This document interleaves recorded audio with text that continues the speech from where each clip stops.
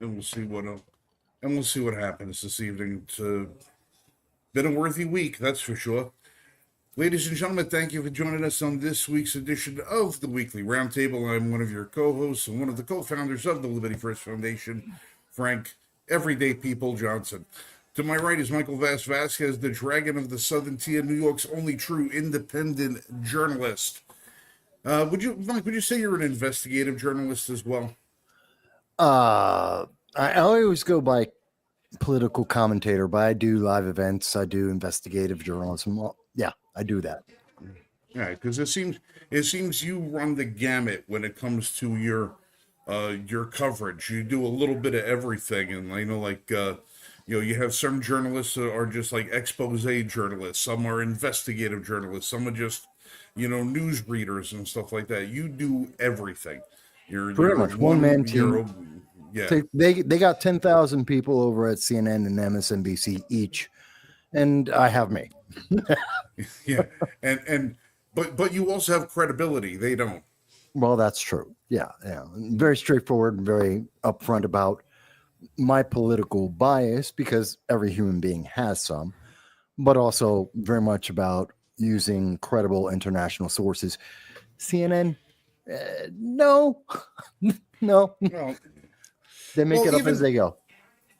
Well, listen, even though you approach everything and you make your bias known, about your own political beliefs and stuff like that, you still look at everything through a very independent lens, and you're never afraid to call somebody out when they do wrong or when they do right, whether it's the right side of the aisle or the left side of the aisle. You call it right down the middle as far as from a factual standpoint. You have your ideological bent, but it doesn't interfere with how you describe the facts as they are, and not the facts that you wish they were. No, facts are always facts. And my conclusions, I say this on my show all the time. The facts are the facts. My conclusion you can always disagree with. That's based on my intuition, my knowledge, my experience. That's my conclusion of the facts. Where are they leading us to? And we can have a discussion about where things are going, because that's the future. But we can't dispute about where we are, what has happened, what is going on. No, that's not up for debate. That's just what it is. And you can see many people on the left, CNN, MSNBC, very often, and there's a lot more than that like to reinterpret the reality as it is, because they have their feelings involved, which is sad. Especially look at the week we've just had. It is insane.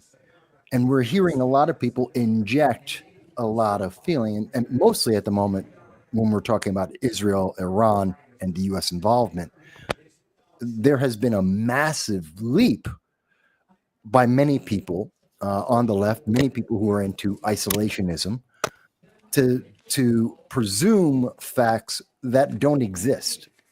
But we'll get into that as we go on the show. Well, it is true. I mean, we've seen people from, I've seen a lot of ugliness this week, and from people that I wouldn't necessarily have thought I would see that ugliness from. And I've seen people that I thought would be on one side actually come up to bat, and in ways that was surprising to me. And it just goes to show you that when you have a week like this, which has been unprecedented by so many, that would say this is a unique week, to say the least. Mm-hmm. It's I don't know if I would say it's refreshing, but I know that a little bit of upheaval is always good. It tends to, a little bit of disruption in the status quo, as it were, is always a good way to have, shake things up a little bit. I think you're underestimating the term a little upheaval. Things are rocking and rolling. What I'm speaking of is like a lot of people on our side of the aisle have come out with statements. I mean, where you're starting to see. All right, I'm just going to call it the way it is. We know that there's a lot of anti-Semitism out there. Oh yeah, lots of it. And there are there are times when you would not necessarily think somebody holds some of those views, but then they reveal themselves, and then you find people that are aligned with people who are openly anti-Semitic with 90% of the views they take, and then all of a sudden they're the one that are coming out as a staunch supporter.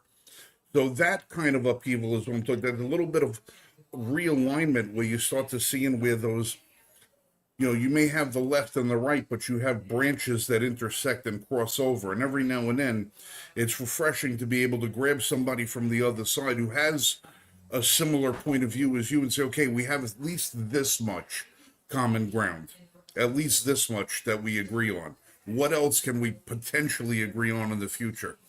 And that's nice to see, even though it's in the most tumultuous of circumstances. Having those little bridges being able to be built here and there, it's always good for long-term relations within our own people. Yeah, I get that. And by the way, Dal, I see that you joined us. Hey, Dal. Yes, I did. I was going to give him his own special intro. Okay.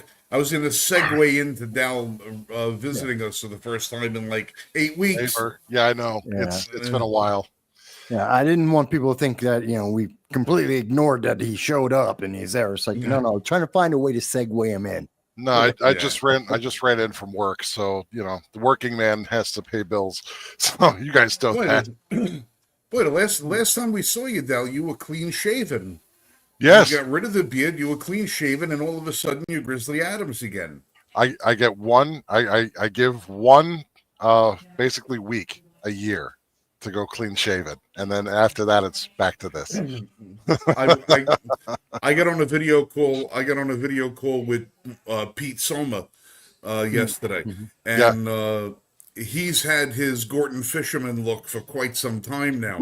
And I picked up the phone. I called him up, and I didn't recognize the guy looking back at me. It was a face I haven't seen in over a year.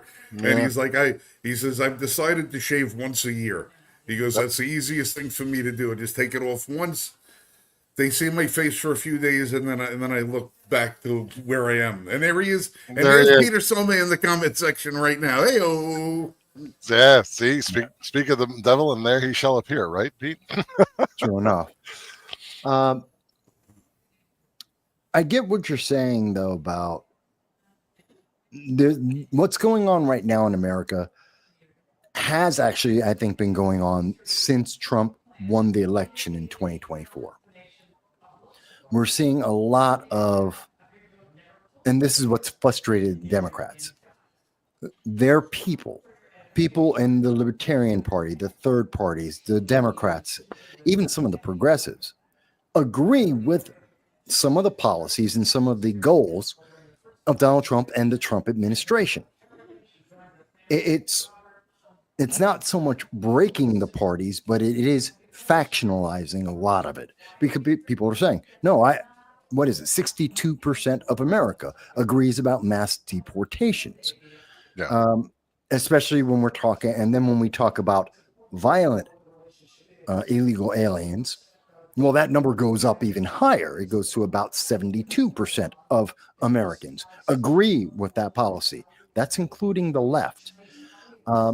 When we're seeing things about trying to have peace around the world, as much as the news media wants to demonize Trump, and we hear lots of people like Dave Smith, who's a libertarian, now coming out and going, oh my God, but you didn't have peace.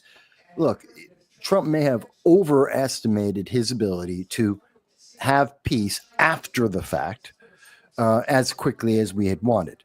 But we're in the discussions. I mean, he did get the peace in India, Pakistan, which is important. He has been deeply involved in Ukraine, Russia, and they wouldn't even be talking if he wasn't there, because they weren't talking to Biden or Kamala or anyone else in the world. Looking at some of the other conflicts that we see going on, we were able to get the living Americans back from Hamas, which the Biden administration, Kamala Harris, couldn't get done. They tried. They failed. Trump got the last living Americans back home. He succeeded. And he's also reinforced several offers of peace. Hamas said no. They don't want to give back the hostages. That's on them. That's not on Trump. So he has been doing a lot. Now we have the new situation, and that could be its own thing. We'll talk about it on its own. But people right now, the media is forgetting, and they're assuming as if we're in the middle of a war, that we are actively in this war. We're not. There is a peace deal on the table. There is talk of, there are negotiations for nuclear weapons and ballistic missiles. Keywords, ballistic missiles. That is the most important part of the deal. It's the problem with Obama and with Biden. Their nuclear deal created the problem we're dealing with right now.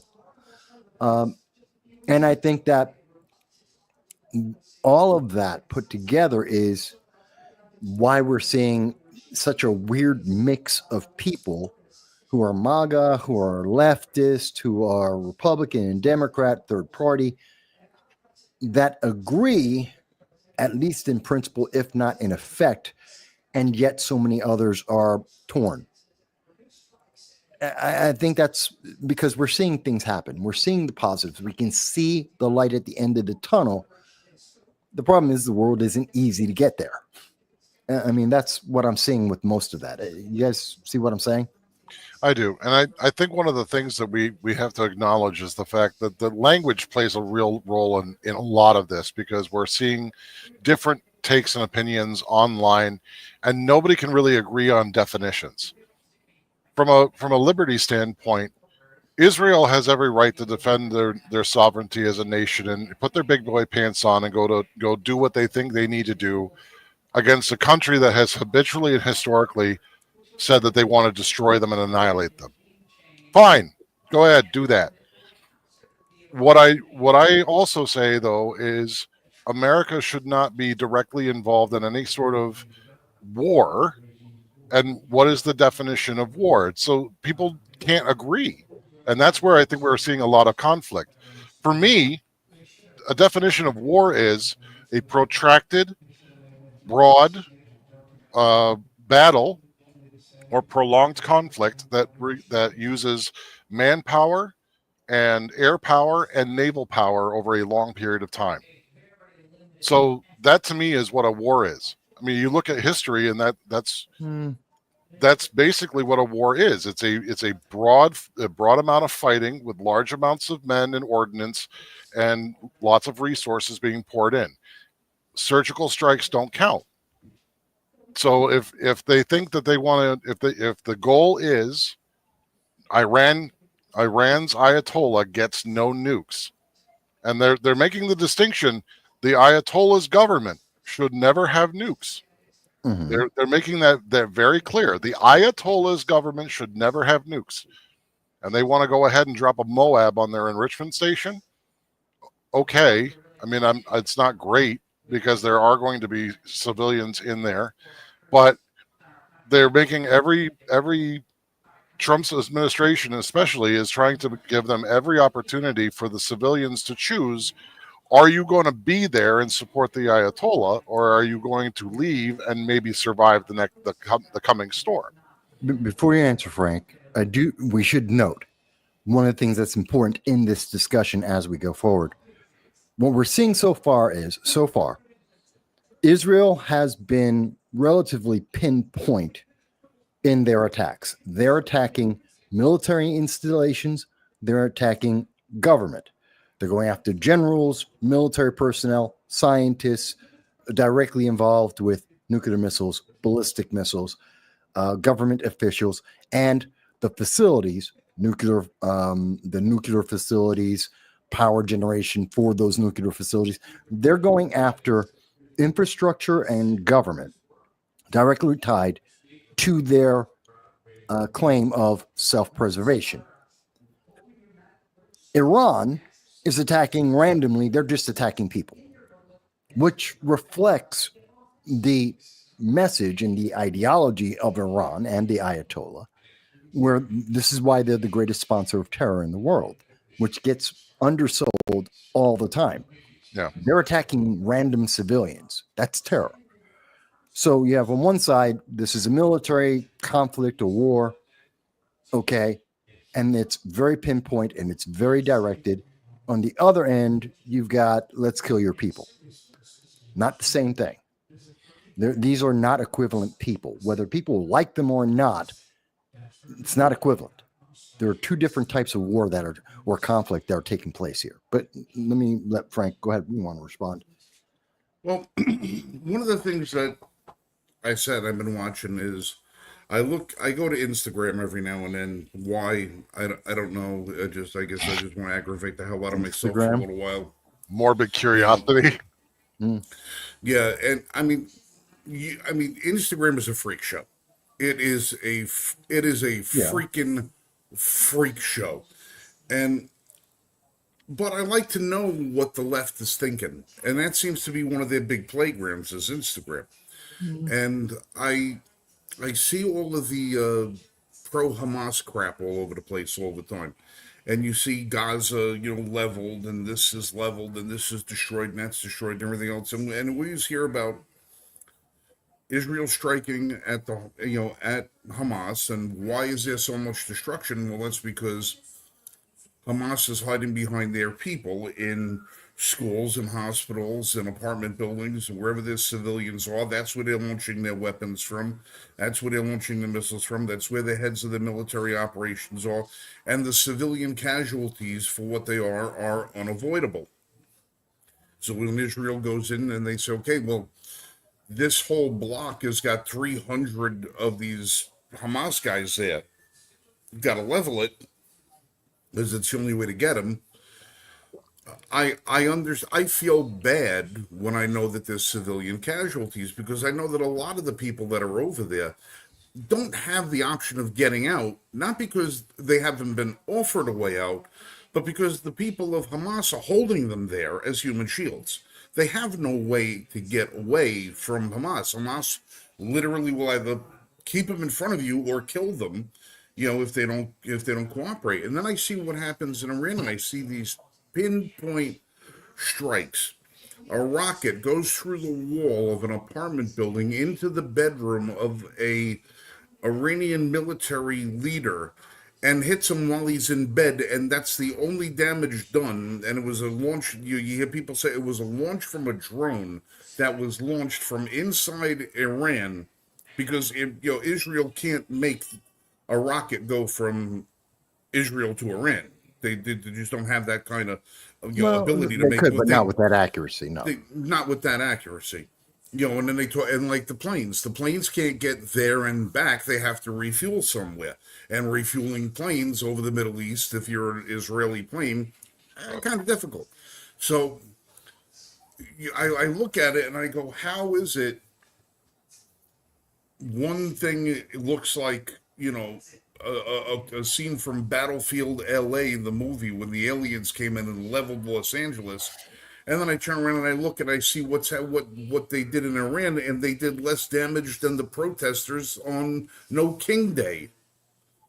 To get that particular guy, and say, well, how is it possible you have that glaring a difference between the effectiveness of your military? I don't necessarily know why the same technology can't be brought to bear in the Middle East, where Hamas is, as opposed to where it's being used against Iran. Now, maybe it's a matter of money. Maybe it's a matter of, well, it's just easier to carpet bomb and blanket, an entire neighborhood, with inexpensive dummy bombs than it is to have a multi-million-dollar smart bomb get shot through a crack in the siding of an apartment building. I don't know if it's that, or how much of the destruction that we see in Gaza is being caused by Hamas themselves to try and paint Israel as a bigger villain than what the rest of the Middle East actually thinks they are. There's a few things to that. There's the fog of war will never give you the answers that you're looking for in terms of the Gaza and the Iran. But there is one thing to keep in mind. From what we know about the attacks in Iran, they were planned for years. So the difference between what happens in Gaza and what happens in Iran really comes down to planning.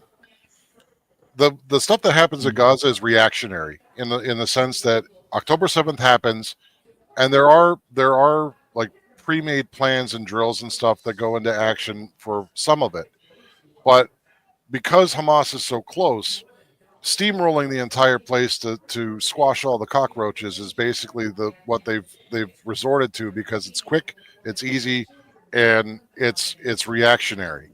Whereas the strikes that are happening in Iran, they were planned for a very long time, almost as long as Well, the beeper bombs. well, I can see that, but if you go in after facilities, but Right. when you're taking out an individual, some guy in his bedroom, Right, that's but some pretty goddamn precise hit. that is, and it's a lot of it has to do with their intelligence gathering. Like when Mossad operates inside of Iran, and that's they've been shadowing this guy and learning his habits for months, almost years. So they know where he is, and they can hit him at any time. And the reason they're doing it now and so openly and so precisely is because it sends a message. You could be sleeping in your home, and we will nail you in your bed. And it's not just for the Israelis either. It's also for the Persians. People don't realize that Iran is made up of many different types of people, and they're not all Islamicists. Some of them are still traditional Persians that still want to have their prince back and want to have Persia be great again. The only problem is that the Islamicists are so violent, and they're able to corral the people with all the the weaponry, and they hold basically a stranglehold on infrastructure that the Persians themselves have never effectively had any sort of resistance against the Ayatollah. Well, I think I think that's true, but I think there's a different element in that you're looking at, first of all, they're two entirely different conflicts. And one of the first things that's a bad, and this is the problem of CNN, MSNBC, this is the new US leftist media. They conflate both of these events. I don't know what Frank's doing there, but both of these wars are entirely different on multiple levels. Yeah, The goal of these two conflicts are entirely different. In terms of what you're seeing with Gaza, you're looking at one creation of a buffer zone. That's very important to Israel. They want to create a buffer zone so that gives some separation, some defense against future actions by Hamas, a terrorist organization. So there's one, that's part of it. Two, there's many decades of damage that has never been resolved because Hamas doesn't care about infrastructure. They care about having a military to be able to attack Israel. That's all they care about. That's why most of the, or a good part of all humanitarian aid that comes into Gaza goes directly to, either by force or by accident, goes directly to Hamas and its military fighters. So they purposefully leave their people starving. They leave the infrastructure unresolved because that would take away from their military operations, their terrorist actions. it's also good leverage. You want to eat, you fight with us. You don't. If you want medicine, you fight with us. You want your family to continue to survive, you fight with us. We have all the aid. Right. All right. And so you're looking at a very different scenario there. And then there's also the reality of at any given moment, you could have whatever plan you want, but as the saying goes, every plan in war ends the moment the first shot is fired. And it's true. Now, I'm not saying that Israel is without critique. Any government, anyone in a war can be critiqued. And there's no such thing as war crimes until after the war is done. Right. After the war is done and someone has become the winner and the loser, whoever loses gets all the war crimes. That happens every time. That's just the fact of the world. So in the middle of this, someone saying, oh, it's a war crime to do this or that, that's just propaganda. It means nothing. It's a war. It's fighting. That's just what's going to happen. That's just the reality. Both sides are doing it. Doesn't matter. And the goal, of course, is Israel, besides having the buffer, besides destroying Hamas, a terrorist organization right next door to them that has promised and effectively keeps trying to genocide all of the people of Israel. You also have the fact of the hostages, which Hamas refuses to return, which every nation in the world has guaranteed that if Hamas returns the hostages, they will have peace. And Hamas refuses. And that gets underreported and under-discussed over and over again. So that's one conflict. What we're talking about here with Iran and Israel, very different goals. Yeah, we have a lot of Mossad that's been infiltrating, and they've been able to get the data on where these individuals are, what are the weak points, because it's about it's very much about Iran can't have a nuke. No one, not Saudi Arabia, the United Arab Emirates, no one in the Middle East, no one in Europe, no one in the world trusts Iran with a nuclear weapon. And I've heard a lot of the isolationists out there, a lot of the people who are against any and all forms of war, they're essentially pacifists. A lot of people are screaming about, oh my God, there's a war going on. This is the world. This is the reality. Well, that's exactly why I talk about definitions. Like the people that are saying no military involvement, no way, no how, not ever. If America has interest in Iran not having a nuke, it's very different to blow up their enrichment center once with something really, really large and beat them down with that stick once, than to ship in wave after wave of troops and planes and bombs and have American boots on the ground and institute a draft and have that. That's war.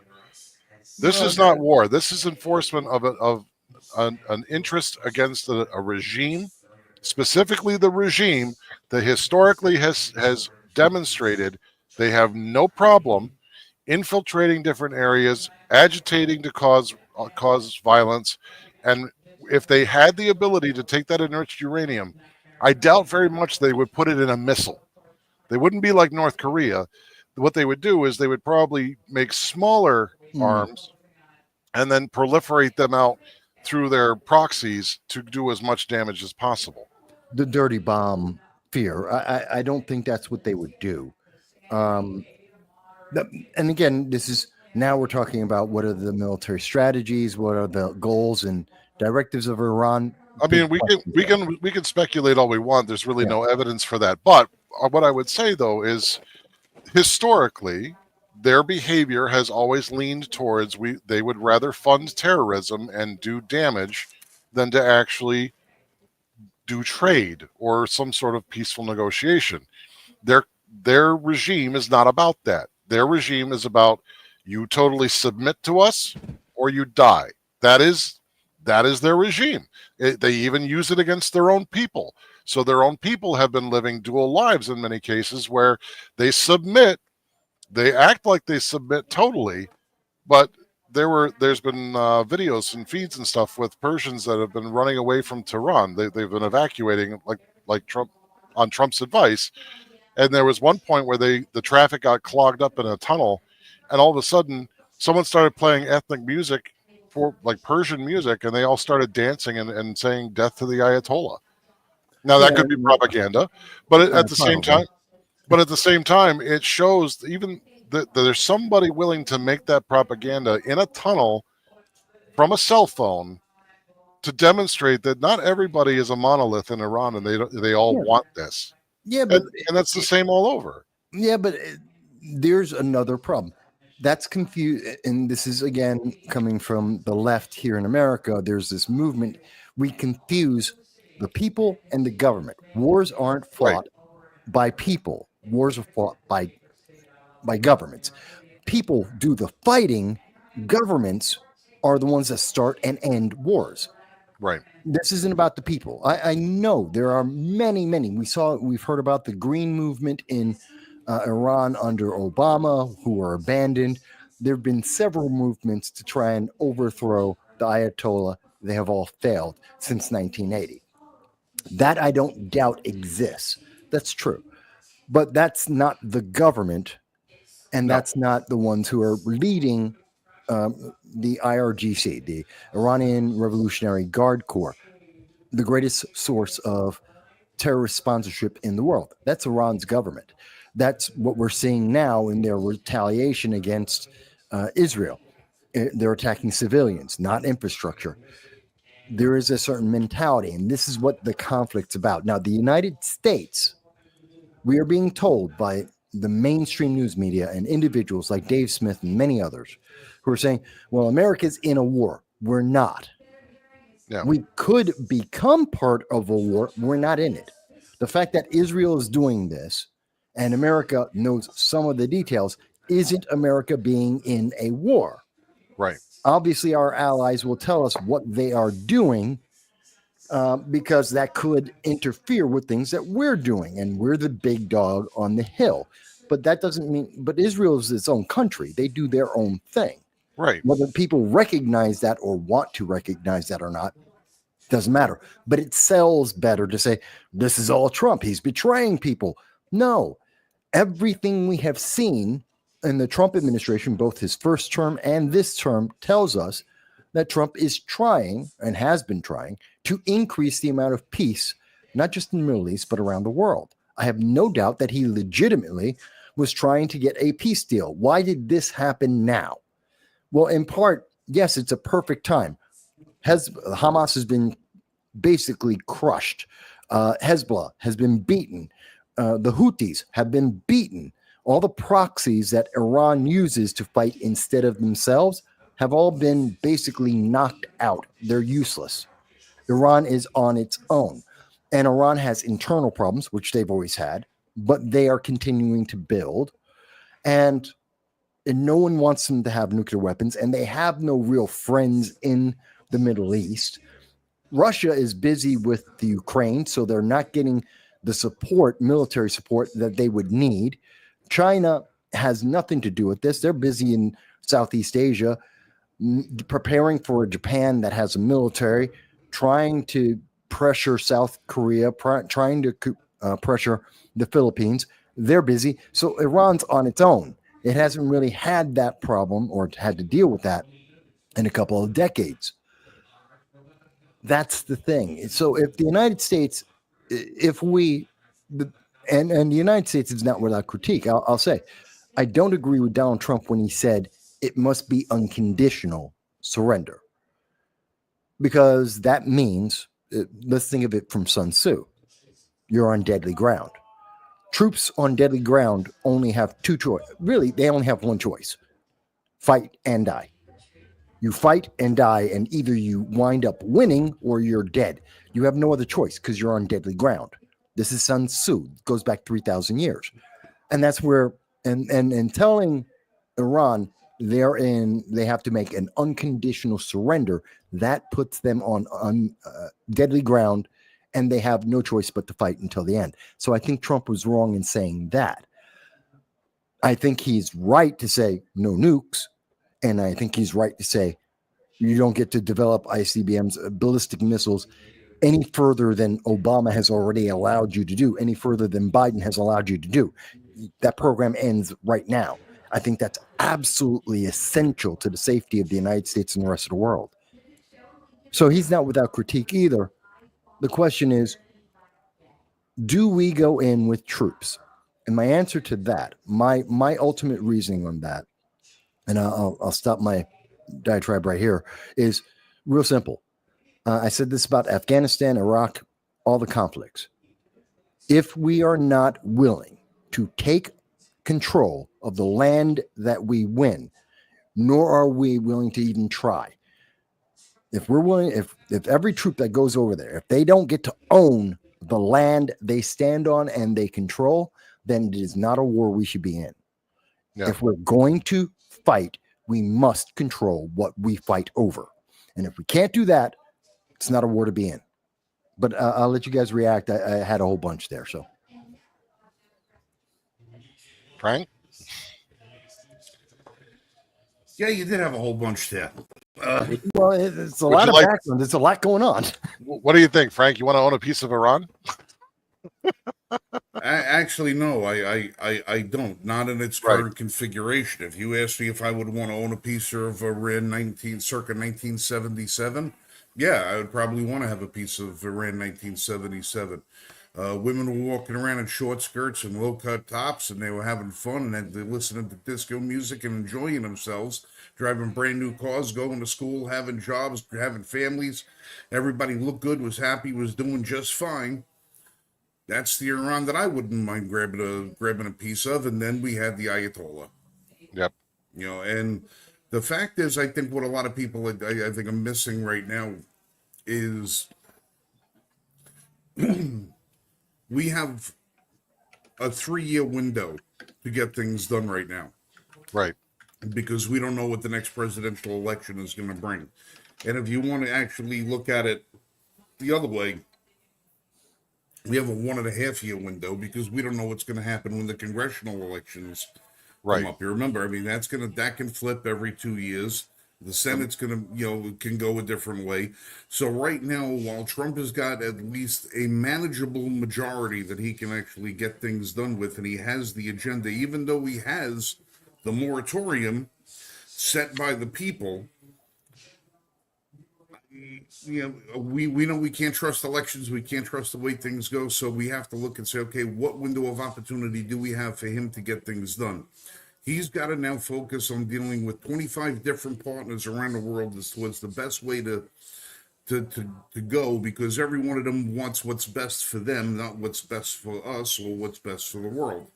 You have a lot of people out there who've got a lot of just self-interest, not world interest, and sure as shit, not our interest.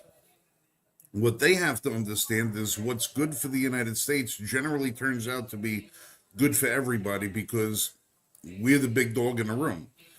If our economy booms, other countries' economies are going to boom. If we have peace, odds are they're going to have peace. If we're running things the right way and trade is good and the economy is good, there's a lot of stability. Everybody benefits from it. That rising tide and all boat things is not just in your own country. Right. That's global. We've got the biggest boat in the water.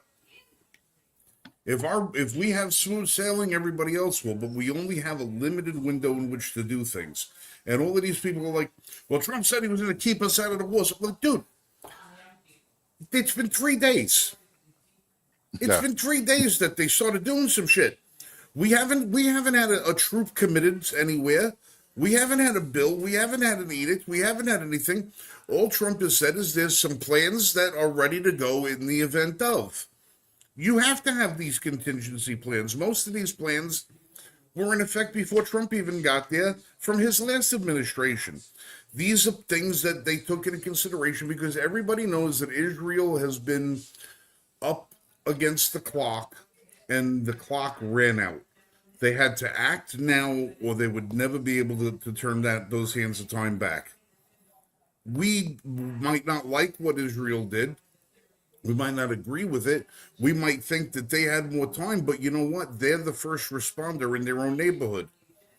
They have a better sense of what's going on over there on the pulse of that region than we do. And if they're the ones who are going to get struck first, it behooves them to protect themselves in any way, shape, or form. They have to do what they need to do. They're not going to wait to get hit, have half their population wiped out by a dirty bomb or by a small nuke, and then turn to America and go, hey, can we punch back now? It doesn't work that way. No, and I wouldn't expect them to do that. If somebody's breaking into my house and they're intending on doing me harm, I'm not going to call the cops and wait for them and tell Lori, hey, listen, if they come in and they kill me, then you can shoot them. Yeah. Because that's basically what's happening. Everybody wants to look at us for the directive. We can only do so much as far as global stability. There are still little isolated sections of the world, and believe me, don't think for a second. Saudi Arabia, Egypt, every other country in the Middle East that you can think of, don't think for a second they're not all breathing a sigh of relief right now. Well, They're many of them have breathing. fought. Many of them fought Israel. Excuse me, Iran. They've been in wars with Iran. They don't Right. like Iran. They're all. Whew, boy, I can't go on TV and say I agree with Israel, but man, I'm glad they struck. Hmm. There's a lot of that shit going on right now because they know damn well Iran doesn't look at just. They don't look at Iran as being that's their only country. They want a caliphate. Yeah. Their whole thing is global domination. They don't have Iranians don't have any love for the Saudi royal family. They don't have any love for the Sultan of Brunei. They don't have any love for the new government in Iraq or Afghanistan or anywhere else. They want to burn all of these people to the ground and take everything over.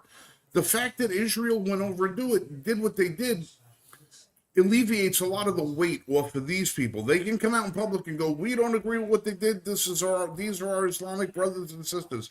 Well, so are the ones in Gaza that you don't want to take in as refugees. Right. You don't want to take those Egypt. Hey, Egypt, aren't those your people? Saudi, aren't those your people? You don't want to take them, but you'll condemn Israel for protecting itself. It's all bluster. It's bluster because the one thing about all of these countries that they all have in common is that power rests on the head of a pin. In every one of these countries, power rests on the head of a pin, and all it's going to take is for the people over there to revolt enough and be willing to say, you know what? Instead of me waiting for the long kiss goodnight, I'm willing to go to sleep today and fight back and throw these governments over. We've already seen footage from Iran 2 hours after the strikes. They have riots in the street, people looking to overthrow the government. The Ayatollah 4 minutes ago. 4 minutes ago, they reported in Iran the Ayatollah is heading for a bunker. He's going into hiding. Yeah. Well, where's your bravery? You know, Well- where's your bravery? You're going to talk about, oh, you're the great fighter. You're fighting for this. You're fighting for that. But you're going to go run in a bunker. Well, I can't blame him too much for that. I mean, both Trump and Israel we now know that Israel, Mossad, wanted to assassinate him. Trump has said, yeah, he initially said no, and now he said, well, it's not the worst idea possible. I think it is, by the way. That turns him into a martyr, makes it a religious war, and that would be bad. I would think it would be better for the people to actually capture the Ayatollah. Well, if they kill him, it's fine, but we can't. Right. But the problem is until you root out the entirety of the government, there's 50 more bearded guys with glasses and turbans waiting to take that guy's place. There's 50 of them in line right now, and it's funny how they all look exactly the same. Yeah. Hey, left. I won't How go come there this? with that. Hey, leftists. How come there's no diversity in Iranian politics? Yeah. Where are the women? Where are the women in the Iranian power structure? Where are the where are the African Iranians? Where are the Hispanic Iranians? Where are the Asian Iranians? Stoned to death. Where's your DEI candidates over there? Oh, This that's is right. their I forgot. Thrown off a cliff. They don't have any of that. They don't have any DEI over there. They have DIE, die, because that's what they do when somebody challenges them. They friggin' die. Yeah. Yeah, that's a first world luxury. You know, to have DEI and intersectionality, that's a first world luxury. When you have the quality of life at the pinnacle of the world, when you're in the leading nation in the world, and you're safe from pretty much everything. When you're wearing Levi's, Nikes, you're walking around with a shirt that says logging for polo or this and that, and you got your AirPods in, and your iPhone in your hand, and your MacBook in your Gucci bag, and all the rest of that, and you're bitching about capitalism. Shut up. Yeah. And to go back a little bit when you're talking about like what does this mean for the American public? Like what are we seeing? And it's like, well, why should we care about what happens in Iran? And really, the only thing the only reason that we have to care as John Q. Public about Iran is national security insofar as they just want to kill us. We really have no dog in this fight. This is entirely Israel's game. Let them go. Let them do it. We Well, we you got to won't do remember. we won't do anything special, not super special, unless they can actually prove to us that Iran actually has a nuke, and the nuke, the enriched uranium that they could use. They only need the raw material. We don't need to wait for them to actually build a bomb. They were at 60%, what, 3 years ago? No, they've been well 8 years past that ago? for a long time. So and if they don't have enough, they're very close. And they haven't used it. Up until this point, they've always said, we have it, we're going to use it, we will get it no matter what happens. These weak administrations in the U.S. can't stop us. We're going to keep doing it. We're going to keep doing it. We have stopped them. We've slowed them down to a point, or else they would have had it already and they would have used it. Well, let me clarify. One, the Ayatollah has never said that he wants to use nukes. In fact, he said the exact opposite. But the president of Iran and many people in the IRGC and many of his generals have said, yes, they do want to use nukes. So there is a difference there. And it's Israel that has held them back, because this is not the first time that Israel has assassinated various individuals, scientists in the nuclear program, many generals, and many members of the IRGC and many of the ballistic missile scientists. And they've done that consistently with the goal of knock back Iran by a couple of years, if not a decade or two, to prevent them from getting to cross the line. So I just wanted to clarify, there is that little difference there, and it's not the United States that has stopped Iran, it's Israel. And everyone in the world is happy that they did. They get yelled at, and this is what last time was about 5 years ago that Israel went in and blew up some of the scientists, and everyone screamed and was like, "Oh my God!" Blah blah blah, and then everyone let it go. Yeah. The reason, but what happened at that case the last time was Iran had all of their proxies, and they all attacked Israel instead of Iran. Now they don't have their proxies, so that's why they have to directly attack. So there is that difference there, but this isn't a new scenario. No. By and large. And even Trump's reaction, like dropping, if there's a plan to again hit the enrichment base, it is an installation compared to what he did with Soleimani. And why did he do that? Why did he go after Soleimani? Because Soleimani was one of the coordinators for all the proxies that were committing terror against the world, not just the United States, but the world. So hitting this installation is just like killing Soleimani.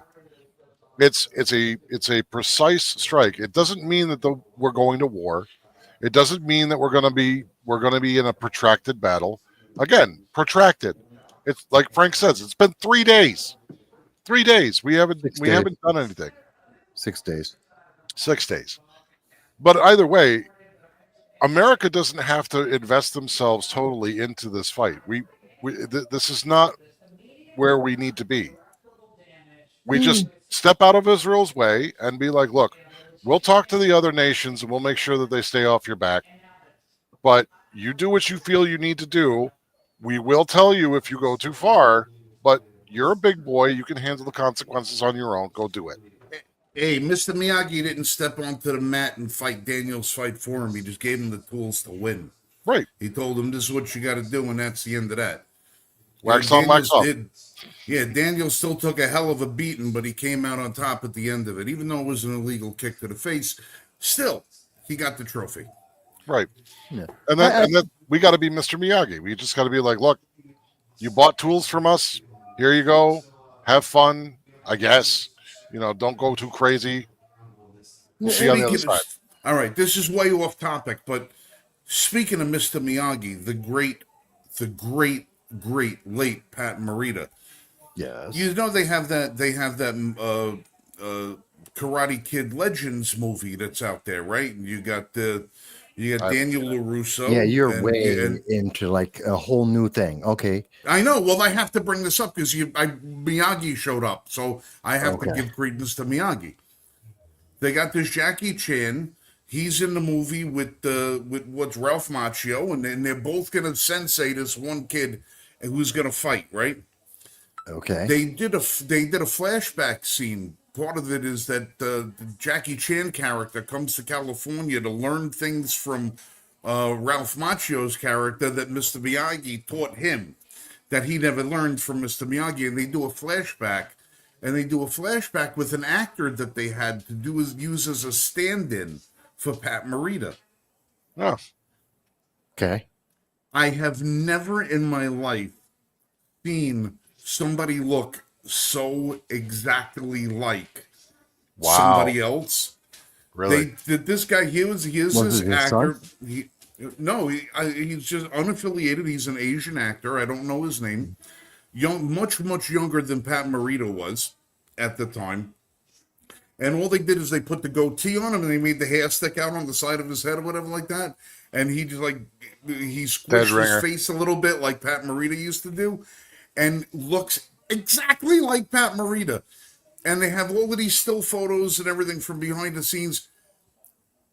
And then they cut the scene out of the movie. Oh. So now I don't even want to go see the movie because I'm going to be disappointed that I don't get to see what, in essence, is the ghost of Pat Morita come back from the dead. The spiritual successor. Yeah, the return of Mr. Miyagi. Oh, that sucks. Okay. Hey, listen, listen. I wasn't going to say that. Listen, you can go on about your Godzilla movies for hours and on end and talk about all your other the old your movies stuff. were great, not the new ones. No, the old ones were great. Well, listen, I oh no, here comes Godzilla. No, this one you mentioned Dragon Ball Z or whatever the hell it is, Oh, yeah. Pokemon. Well, no, Vass, who's older than I am, knows everything there is to know about this crap, and he rolls his eyes if I bring up Mr. Miyagi. yes, Pat Morita, you know what? Pat Morita's a goddamn legend. 90 million people around the world watch just the old Dragon Ball and Dragon Ball Z. Everybody knows who Vegeta is because he rocks. And do you know what?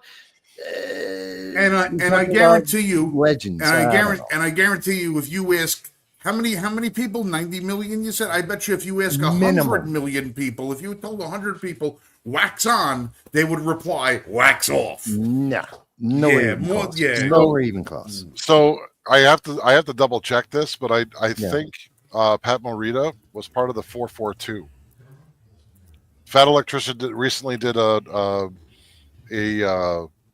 whole show about the 442, which was the Go for Broke regiment in World War II. So I'll have to double check that because that was actually pretty cool. They were talking about Mr. Miyagi when he's in the movie and he has that photo of him serving with as a war hero. Those were his buddies from the 442. I thought that was cool. Yes, he was part of the 442nd Regimental Combat Team. Yeah. But he was not I'm just doing a quick search right now. Right. He was not a combat veteran, which is surprising to me.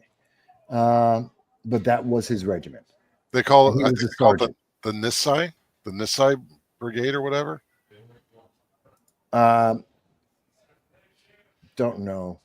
Again, I just pulled up. Anyway, the big thing about the 442nd was that they were comprised almost entirely of sons of people that were in Japanese internment camps. So they were Japanese Americans that fought for America in Italy and other parts of Europe, and they were a kick-ass regiment, and they are highly decorated. All right, you see the guy on the screen? Yes, that's Mr. Miyagi. Yeah. No. That's the guy who That's played. The guy. Holy that's shit. the actor they brought in to replace to do the scene with. That's the scene that they cut. Good job. That is you did a good job of recreating him. Is that amazing? And there's no CGI. All this was was the addition of the goatee and the mustache and the white tufts of hair on the side of the head, and then the guy contorted his facial The expression. nose is wrong. Well, now that I'm looking at it, the nose is wrong. That's the only thing that Yeah, but like, you know visibly, what? and I Even didn't even notice it at first. even with the nose though, like as soon as you brought that photo up, it looked like Mr. Miyagi from right out the gate. Oh yeah. I thought it was But Miyagi. this is what he looks like hold on, without the makeup. Right. That's what he looks like without the makeup. But for the fact that you can get that close, to That's phenomenal. to an iconic face. I Yeah. mean, Pat Morita's face, that's iconic. He's everybody in the world recognizes Pat Morita's face.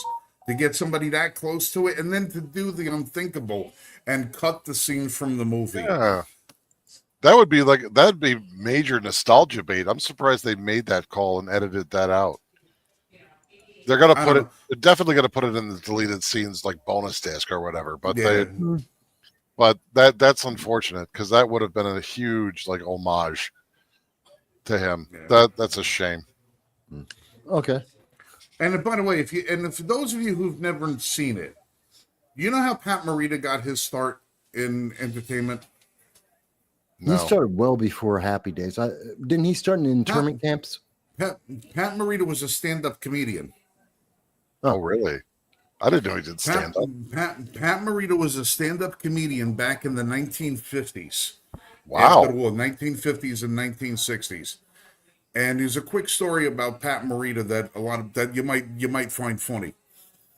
Pat Morita was the first person who ever gave Pat Morita a job opening for him was Red Fox. Really? From Sanford and Son. Yeah. Okay.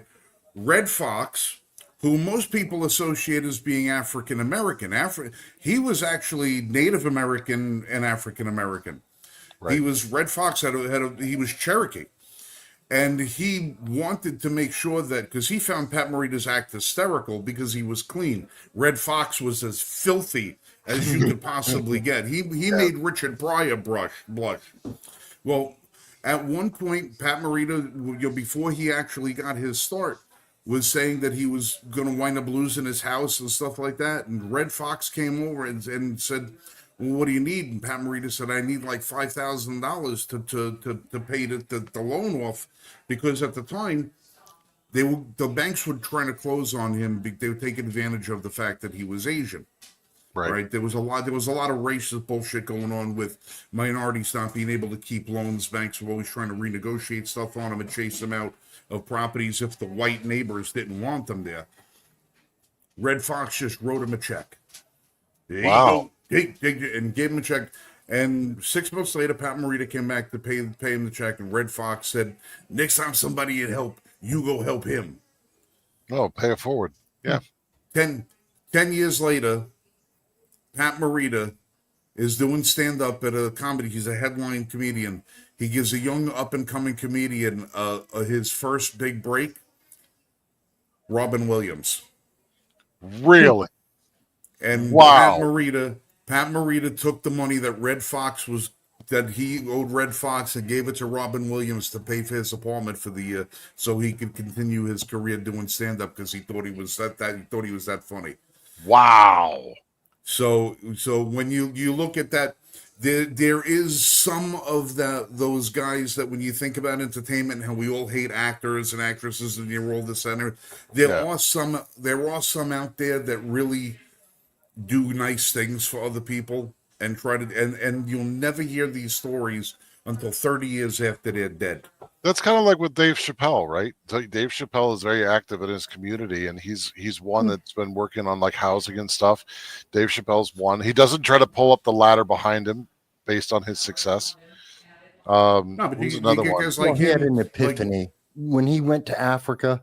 Yeah. And he had the Chappelle show, and he was very popular. And then they were trying to take over the show. The networks were trying to take it from him. Yeah. And he went to Africa instead. Yeah, he was 3 hours from me. Yeah, he changed a lot after that trip, which is why he took it. He did a bunch of soul searching, changed his view on a lot of things. He was living in Durban. He was living in Durban the same time that I was in Johannesburg. He was Okay. 3 hours away from me. Okay. So we went down to the coast at one point. And I could have swore I saw him. And I was like, "Yo, Dave!" Well, You might have. there are some of these guys that really do a lot of good things, like Shaquille O'Neal.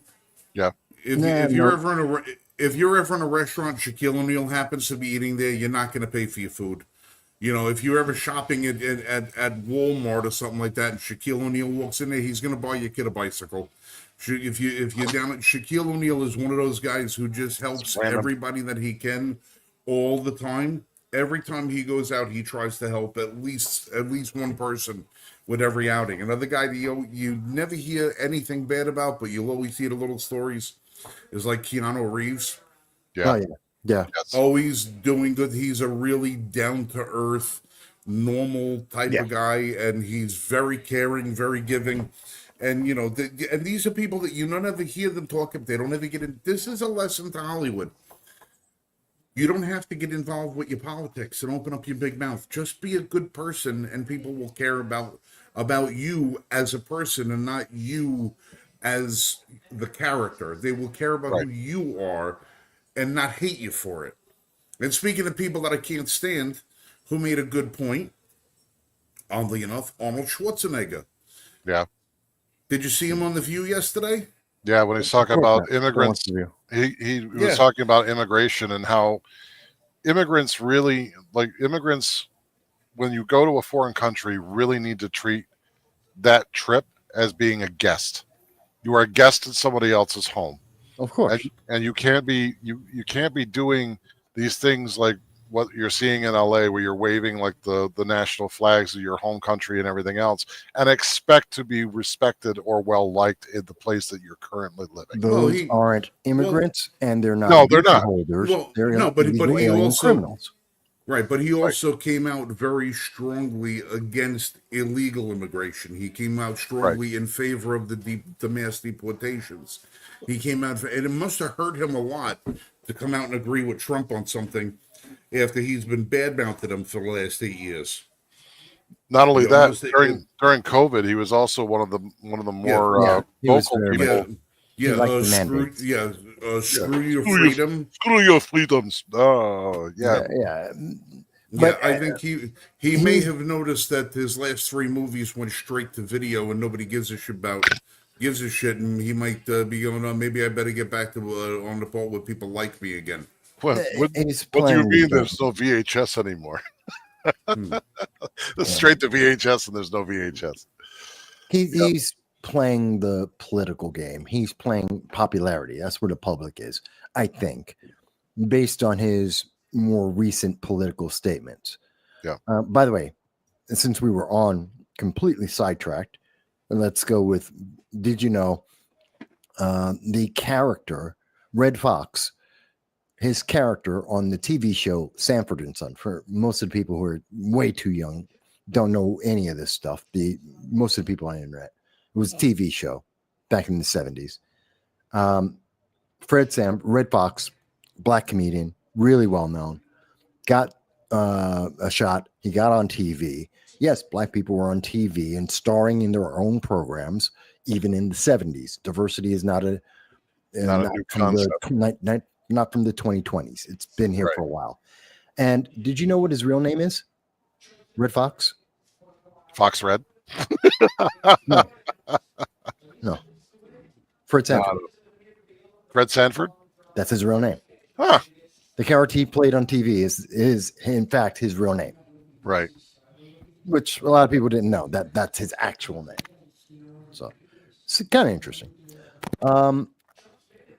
That being said, okay, so you completely threw me off because we were talking about Iran. Well, listen. That's fine. Listen. We get so deep and so serious into the woods for so long. We don't spend a lot of time just having fun anymore. I think it's high time we start having a little fun every now and then, rather than trying to solve the world's ills every week. We should talk about a couple of good things, some things that uplift our spirits, some things that people like me give a shit about. For instance, in the big beautiful bill, which may actually have a good chance of passing. The Hearing Protection Act has been rolled into it, so suppressors will be coming off the NFA. You know what else is rolled into it? Short-barreled rifles and shotguns. So if you have an SBR or want to have an SBR, when it gets rolled into the big beautiful bill and that passes through the House and Senate and Trump signs it into law, for the first time since 1968, short-barreled rifles and shotguns and suppressors will no longer be under the purview of the ATF. They will That'd be be nice. removed. They will no longer be regulated items. They will be something that you can buy and you can own without having to give the government $200 to exercise your freedoms, along with an additional background check, because God knows you already have had enough of them. So that's a very good thing. Very, very good thing. Yeah, I'd be happy about that. But I don't know that the big beautiful bill, which is HR1, it's our funding resolution. I don't think it's going to actually get through as it exists. Too many poison pills attached to it. When I say that, folks, it means that there are people who did amendments to the bill, and that's where you usually see all the bridge to nowhere, shrimp on a treadmill, that kind of wasteful spending. Yeah, that's all comes from amendments attached to the bill, which are called poison pills. Well, at least those two provisions are provisions that nobody on the right side, the people that are going to want to vote for this bill, are going to look to use as a negotiation tool. Well, we'll take SBRs off in favor of this. Everybody's pretty staunch about getting some of that out of the control of the ATF. Now, I personally don't understand why it has to be in a law to take that out of control of the ATF when the ATF is, is that just a, what do you call it, regulatory body? Yeah, it's supposed to not interpret regulations, but to enforce regulations. It's a regulatory enforcement body. That's the idea. That's not what they are now. No, that's not how they behave. That's not how they behave now, but that's what they were originally created for. Yeah. But if they use a law to take that out of the NFA now, then there is no law to enforce, and the ATF is essentially toothless. Pretty much. That's what they're looking for. It's a step towards abolishing the ATF entirely, but what they really shouldn't do is take the people that generally are in the ATF and put them in the DEA, because instead of doing gun busts now, they will do drug busts in the name of doing gun busts. And they'll just use the same tactics in the DEA that they did in the ATF. So protect your dogs. Yeah, there's two big differences. There's establishment government, which is trying to maintain as much of the government as they can, because they like to kick the can down the road. They like everything that's been going on for the last several centuries. Yeah. The spending and all that, they don't want that to change. And then you've got the far smaller wings, both of the left and the right, that do want change, except the left wants change to go more socialist, and then you've got MAGA, which wants to get very much more constitutional.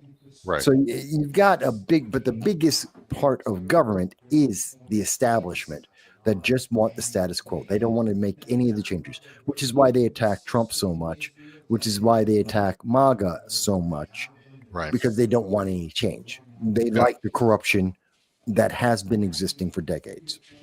Well, and that's because they are the ones that have maintained the power the longest through this. And this is for going for Democrat and Republican parties both. I mean, and the libertarians, the irony behind the Libertarian Party is that they want to play the game, but somehow they also want to find the way to separate themselves from the game and say, we want to play the game, but we don't want to play by the rules of the game. But then they end up playing by those rules anyway, and their party never gets off the ground.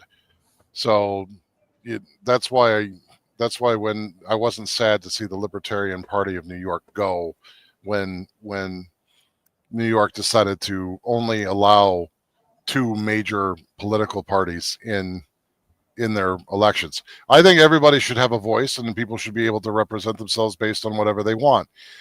But when I was a registered libertarian, we really had no home to speak of. I mean, Well, Larry Sharp does a Mhm. really good job, Yeah. and he really carries the torch for the libertarians of New York. In fact, I tried to vote across for the him twice. country, yeah. Yeah, tried to vote for him twice, but there is no cohesive libertarian party per se, because no one can really agree on what it is that Liberty First stands for, not in the way that we would understand it. That's the irony. It's like, you're libertarians, you should be strictly liberty first, which means that you have property rights. Well, that we want open borders for freedom of association. Well, you can't have property rights if you don't have borders. Well, So how does that work? Like, uh, there's a whole bunch of semantics in there that they have to get right if they're going to be a major political party. I would much prefer to have Americans be Americans, no party affiliation, and just listen to you. well, know, I would like that, but Well, yeah, no, but you But know what I that's mean. Like, you get the information from all different sources, and you come to your own conclusion through discussion and reflection. That's the way we should be operating, and the people should be able to govern that way. there's Oh, no money in that. there's no And money. we have a system Correct. that's already in place Right. that is built on. I mean, look at Cuomo's race. You can see that it's about the grift. It's about getting some of that money. Yeah. That's what the New York mayor's race. That's all that's about. And it makes me mad to no end to watch Hochul sit there and talk about how these guys are playing games with their candidacies by going in and taunting the federal bear. And then they're like, when they get arrested for it, she's like, "Oh, that's bullshit." You know what's bullshit is the fact that you think that you went out on a No Kings protest day and acted like an empress. Well, That's bullshit. okay. Well, before we get to the No Kings, because I got something on that. Yeah. But going back to the Libertarian Party, the one thing I'm upset about, especially the Libertarian Party of New York, and I am a Republican, I am conservative, they didn't deserve to be kicked out No. like they were. New York State screwed them. They broke the law to kick them and all third parties out, except for the Working Families Party, which is Democrats. Right. The Conservative Party and the Conservative Party, they didn't treat them the same way as they treated the Libertarians, who had just earned the right to be on the same stage as the Democrats and the Republicans. That's wrong. I disagree with that. But everything else you said about the Libertarians, yeah, they're a bunch of they're like herding cats. That's just how it is. But they earned it. They should have. They should have been able to continue to represent. Yeah. Talking about the No Kings, we'll talk about that for a second. There's been a lot of talk, and there's this thing that's floating out there now. Chuck Schumer has talked about it. Brian Krasenstein has pushed this out there. We're seeing this being pushed out, that they got 5 million people across the country to come out on No Kings Day.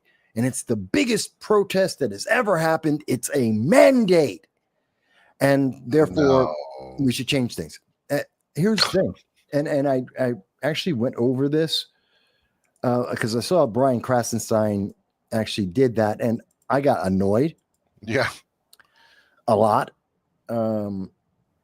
It's not showing this. Okay. What was his basis for making that claim? Because I doubt very much, unless you're counting law enforcement and Marines as well as protesters, that they got anywhere near 5. No, it's a completely made up number. It's completely imaginary. There is no evidence. There's no source. There's no way to prove that they got 5 million people.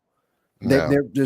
We don't even get even close to that if you count New York, LA. If you go through the biggest, bluest, progressive cities, where, in fact, most of the protests, as far as I know, all the protests took place in the same places that had the BLM riots. They took place in the same places where people either had or tried to create autonomous zones. So like in New York City, it was in Brooklyn. What did they try and do in Brooklyn? They tried to create an autonomous zone. It was in Atlanta, defenders of the Atlanta forest. That's an autonomous zone. You had Portland. Well, there was an autonomous zone. LA, same thing. Austin, Right. same thing. Colorado, same thing. So we know which type of people were doing this, and their numbers aren't that big. But I can't show it right now. It's not showing on screen. But what it is, I actually went through the numbers, and I showed this to Chuck Schumer. He hasn't responded. Oh, of course not. Unless you're a donor, never see the time of day. No. And I showed it to on Twitter. I actually showed it to Brian Krasenstein as well. Again, big leftist. And I pointed out, I did the numbers. If let's assume that their imaginary made up 5 million number is real, which there's no evidence of, no way to prove that, but let's assume that their magical number is real. That isn't a majority of the American population. It's not the majority of, it's actually only about 1.5% of the American population. It's about giving, I then whittled it down. If you go to the registered voters in America, puts them up to 2.26%. If you whittle it down to Democrats, 78 million people, then you get somewhere around 4.5%. If you whittle that down just to progressives inside the Democratic Party, then you get to 25%. That is the highest percentage you could possibly get. And it's the smallest fraction of the entire country. And it still isn't even among, and that's assuming every single person who showed up was a progressive. You only get to 25% of the progressives in America, which are estimated to be about 20 million. Right. So there is no way they can say this is a mandate. No way they can say this is popular with America. They can't say that this is influential because their argument was, well, MAGA, you should say this is a mandate. You should change. No. I can say that Donald Trump got over 77 million votes. I can say that. I can say that he won with the majority of the popular vote, and he also won with the electoral. And Republicans won in the House and in the Senate. Those are mandates. That is a message. I can point to illegal immigration, mass immigration, and show you 60, 70% of America is agreeing with that. No one's agreeing with the no kings. It was just a money-raising event. It was only there to try and make Democrats look like they're doing something. Right. When they have nothing, they no message, they have no plan. They just want to raise money so that they could have a better chance at the 2026 midterm elections. That's all this was. This was just a marketing gimmick. The same thing as what we saw in New York with Brad Landers when he got arrested by ICE. It was just about taking advantage of people, emotions. You know, in a way, it's almost like he thought, well, you know, if I get arrested, they may actually try to convict me. And that worked for Trump. It got him elected. Let me try that. Well, Brad Landers? Yeah. No, the difference.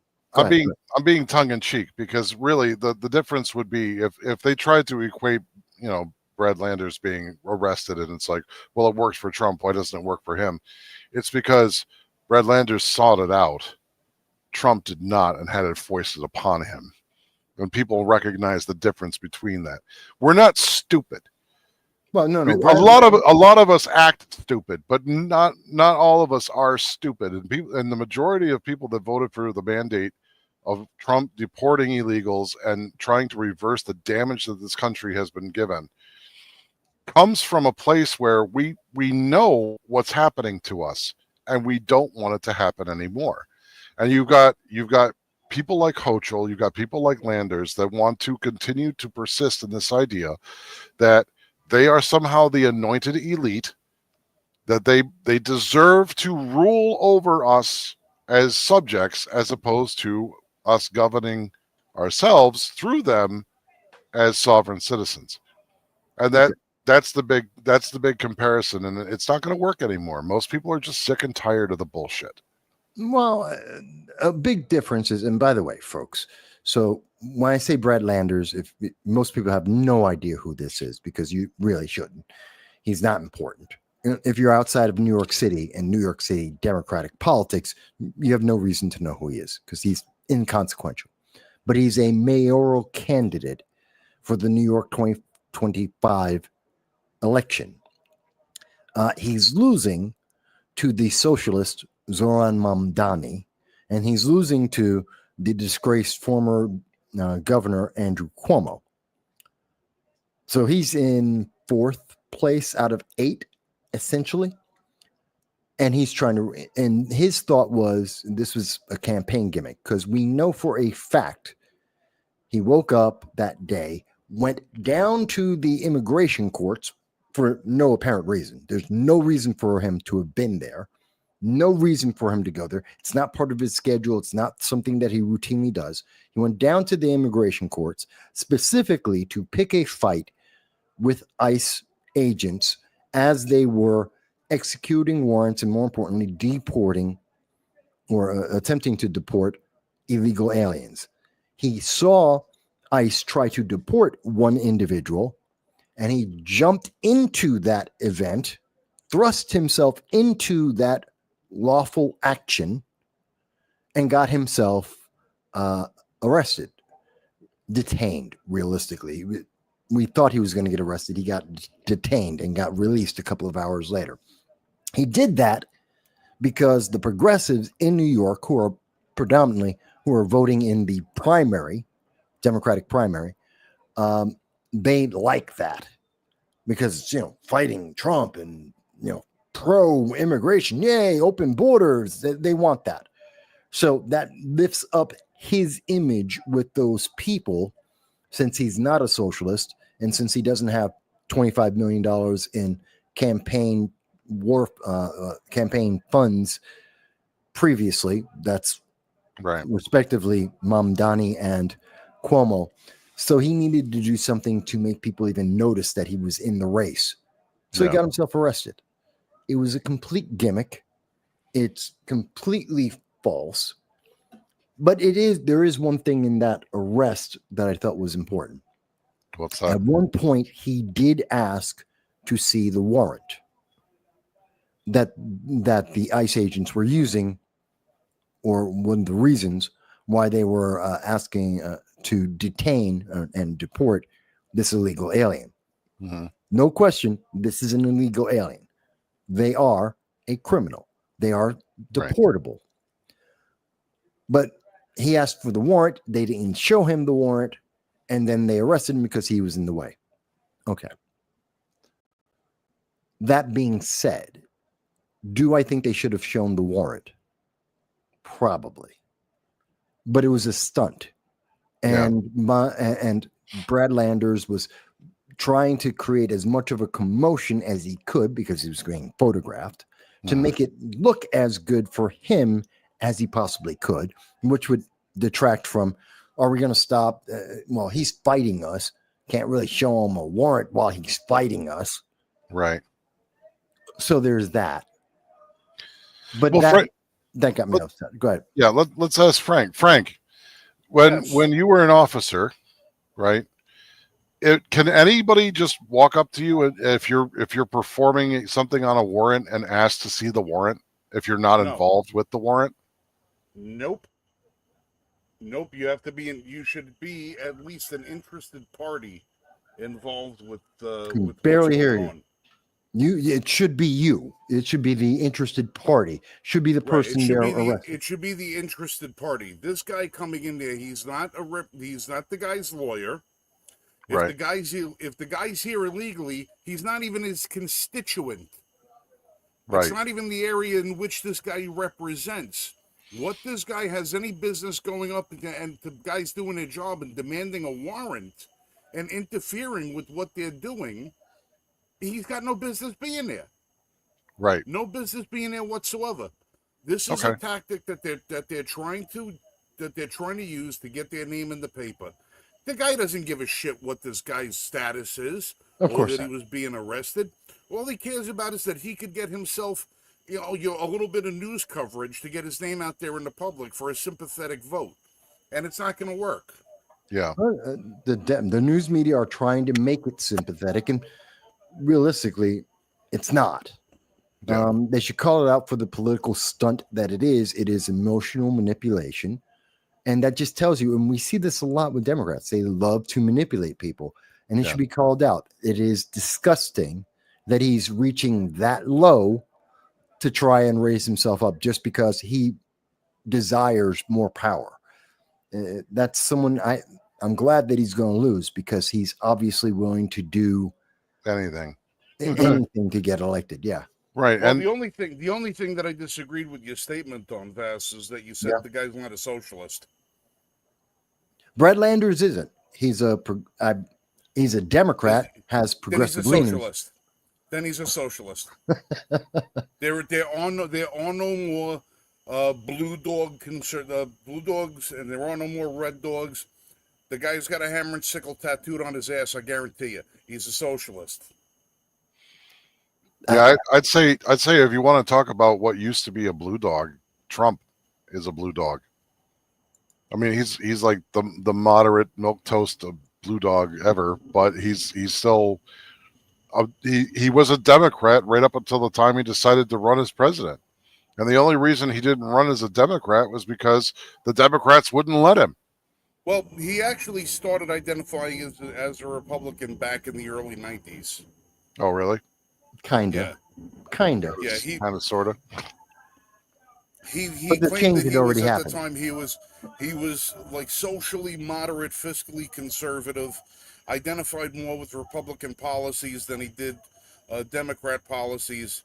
It wasn't until he really started expanding his empire outside of New York City that he started to see that more Republican policies were working better for him than Democrat policies were, not only working better for him but for the people as well. That's Right. when he changed. That's when he changed. But Right. That's under the Clinton administration, and I'm not surprised.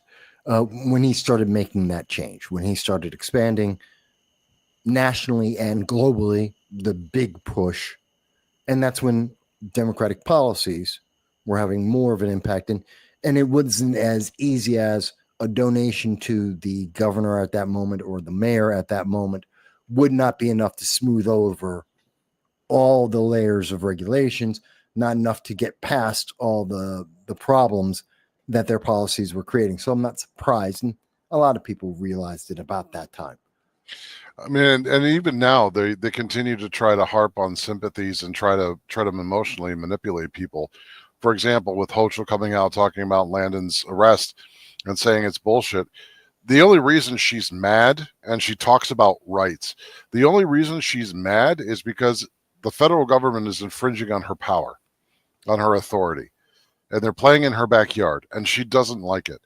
She has no room to stand and talk about rights. A lot of these people don't. And why? I'll tell you. The example is Dexter Taylor. Here is a man who had his rights violated by the state government, is locked away for 10 years as a political prisoner for doing nothing wrong. He did everything right. The moment he goes in to fight to make sure that his rights are heard, he's told he has no rights, that the Second Amendment doesn't apply to what he was doing, and that the New York Civil Rights Acts don't also apply. So the state not only denies access to the Constitution, which is illegal under federal code, because they're saying that their law somehow supersedes, and they're also ignoring and selectively enforcing their own civil rights acts that actually mirrors the Second Amendment and makes it more enforceable.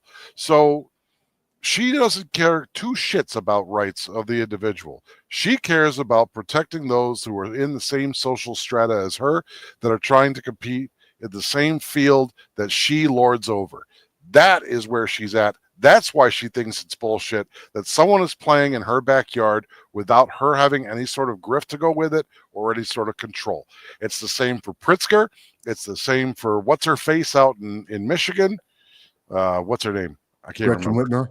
Whitmer. Whitmer. It's the same for the lady in Arizona, the governor there. These people, they're all mad because their round table is being shaken up by federal power that is being exercised in their backyard, and they have no say in the matter because the people are sick of it and put somebody in that was going to do our will, whether they liked it or not. Now, they could still make the New York population's lives hell because they still have the ability to do that. But how far are they really going to be able to push when the people just say, you know what, you show up in our neighborhood, we're not going to listen to you anymore? That'll happen. It'll happen. Don't know Eventually, about that. it'll get to the point where the state police will show up at some point in time to try and do an unlawful enforcement, and they're basically going to be like, our sheriff told us we don't have to listen to you. I don't think that's going to happen. People tend to, I mean, it's like with the shooting in Minnesota. Someone looks like a law officer. People tend to comply until they have extreme reason not to. I mean, it's one of the sad things about what happened with Minnesota, Right? And the shooting there. This nut job, because that assassin was a nut job. I know what his name is. It's been released. I don't care. He's a nut job. He used the trust that realistically everyone does tend to have about law enforcement and used that to his advantage. He's an evil, vile person who I want to see burn in hell. Actually, I don't want to see it. I just want to be happy he can burn in hell on his own. And I think he's a great example of why we should have the death penalty and why I think the death penalty should be by firing squad, because it shouldn't be pleasant. It should be painful. It should be rare. It should be extreme. Reserved for the worst of atrocities. But it should be something that is demonstrable of like, you don't want to do this. You don't want this response. And I think that's what should happen to this individual because they're evil and despicable and there's no justification for what he did. Yeah. It should also be on pay-per-view. Yeah. That would be Actually, if you want to do it, if you want to really do it the right way, it should be on PBS. Well, that's how the Chinese did it. No, that's what the Chinese did. That's how they got rid of the 80% of China was addicted to opium. How did they get rid of it? They rounded up all of the opium dealers and they executed them. And they put it on all TV. You could not escape it. It was on radio. It was on TV. There was no way to escape the news that this is what they did to opium dealers. And they kept doing it. Yeah. And people stopped being addicted to it. That was the way they got people off of the addiction. Now, that's a little extreme. Absolutely. I'm not saying that we should do public executions per se, but I do believe the death penalty should happen. And I do believe it should be this firing squad for individuals like what we saw with the Minnesota shooter, because he's vile and disgusting. Yeah. And he broke all faith and trust with human beings. Yeah. Now, for those of you in the audience who are familiar with George Carlin, if you think that having the death penalty is a terrible thing, you should go listen to George Carlin at some point and listen to his idea about what we do with really bad people. And I guarantee you that the death penalty would be kind compared to what people have discussed over the course of decades as to what punishment should happen to the worst of us as far as humanity is concerned. And even though George Carlin is a comedian, I seriously believe that he was, really thought this one through. Go look it up. He was a sharp political pundit. I tried to bring George Carlin up at work a couple of times, and I'm reminded quite often about how much older than my compatriots that I am, because my my pop culture references tend to. All right, I'm going to ask you guys a question. Okay. All right. No, I don't know. Oh no. Vass, Dale, there's the same question. Ginger or Marianne? Oh man. Oh God. Well, that's. I would probably go with I would go Marianne. with Ginger. Marianne. All right. I like see, Ginger. Dawn Each Rose of is you- much more attractive. All right. Each of you could give There's me the an hair. answer. Yeah, because I know the reference. Right. Well, that's the thing. See, both of you could give me the answer. It doesn't matter what your answer is because there's only two. It's a flip. It's one or another. But they're But you both from gave- Gilligan's Island. But you gave me an answer. Yeah. 7 out of 10 people at work cannot give me the answer. Not surprised. And Dalen, who works with me, who's in the audience right now, just Who's wrote, that? "Who's Okay. that?" Who are they? Now, Dalen, and that's now from if I- Gilligan's Island. Gilligan's if I Island is ask- a TV show. now I also asked the other burning question of our generation: Samantha or Jeannie? Oh, Because we're gonna come stick on. Genie, of course. And of I course, don't you know, man. both those references. No, it's Genie. It's absolutely No, um, no, I Barbara Eden, listen, at that I- no, I time. would have gone with Sam. I would have gone with Sam. I absolutely adore Jeannie, but I'm a Samantha man. No. Yeah, I like Sam. No. You see, Genie was in the whole what is the Arabian belly dancing pants, and I loved it. She was great. No, it Yeah, was. I know. Well, it no, was I'm great. not saying she It was wasn't. great. But if I I'm had to not choose saying- between one or the other, I would have gone with Sam. No, because Genie was loyal. and she was- Listen. You know what the naive. difference was? Okay, each of them was absolutely beautiful. Okay, Yes.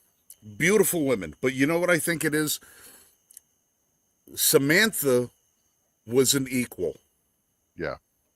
Okay, she was an equal. She held the home together. She was the quintessential perfect wife at the perfect time in history at the time for that nuclear family. She was an equal to Darren or Durwood as His as mother-in-law would say. Durwood. All right. Dude, yes. Now, Jeannie was subservient. At Jeannie was first. subservient. At Master first. this, master that. And I don't think a lot of guys, we might all say, it'd be nice to have somebody at my beck and call. But I think at heart, we want somebody to share our life with to be an equal. See, but that's. I not like fair. the fact- Okay. I So like the fact that Sam stood up to her mother in defense of Darren. That was Adora, her mother Adora. But Yeah. here's the thing. Who, by the Because- way, 20 years before Bewitched Was came also a along, looker. Agnes Moorehead was a good-looking woman. Yeah. She was She might have been. beautiful. I never saw her. She was. Oh, I never saw pictures of her earlier, but I will say this. For those who don't know what we're talking about and some of the things, if you go back and you see there's a TV show, I Dream of Jeannie, at the same time period, which is late 60s, early 70s, there was also the TV show Bewitched. They made a remake of the movie Bewitched with the guy who did Elf, and it was complete crap, and they ruined it. They didn't understand what they were doing. But Yeah, they didn't understand the premise of No. it. How do you have Nicole Kidman, playing the actual witch on a That was- TV show right. about a witch in a movie about a what? They had no idea. They ruined the concept of it. They didn't understand the underlying charm of it. But so if that's the reference. Don't see the remake. See the original TV show Bewitched, and you'll see who we're talking about there. And if you look at I Dream of Jeannie with Larry Hagman and Barbara Eden, that's a TV show. Yes, they did a remake of that as well in the late 80s. Crap. Don't look at that. Look at the original series. Yeah. And if you look at that, you will see, actually, it was the late 90s that they did the remake. But if you look at that, you will see that Jeannie does go through a metamorphosis, a does. transition. She does. But yet she was always loyal and she was always loving and she always had a good relationship.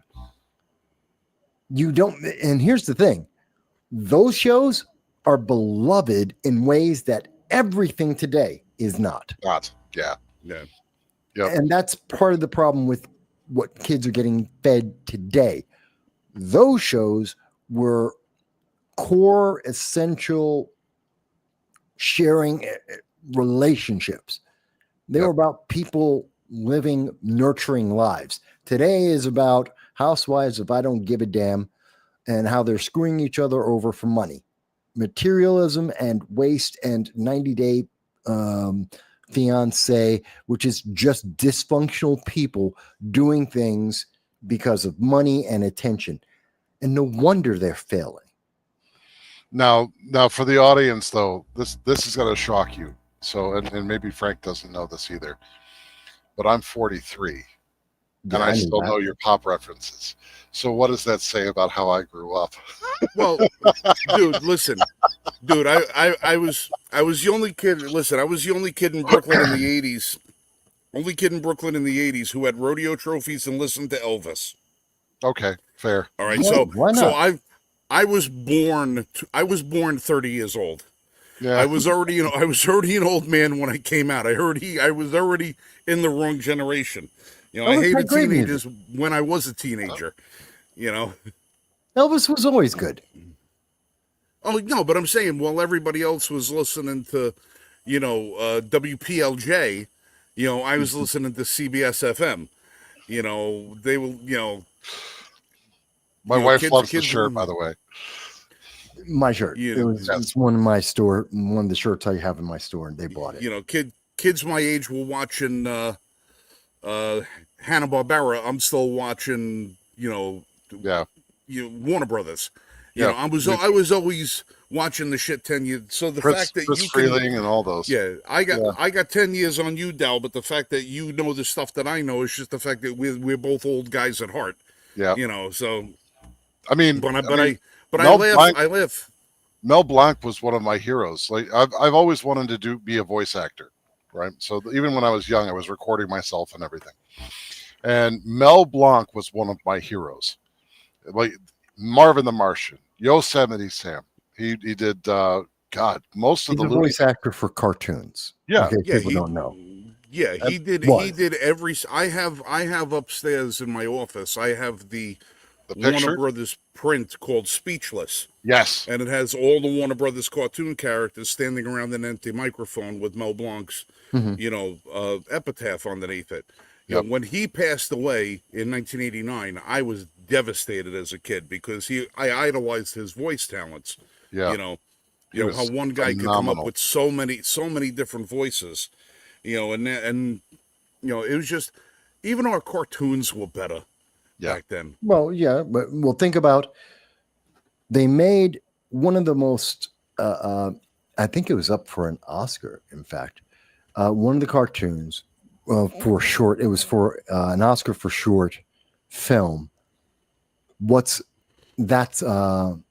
Opera Doc. So it's the Looney Tunes, Bugs Bunny. Yeah.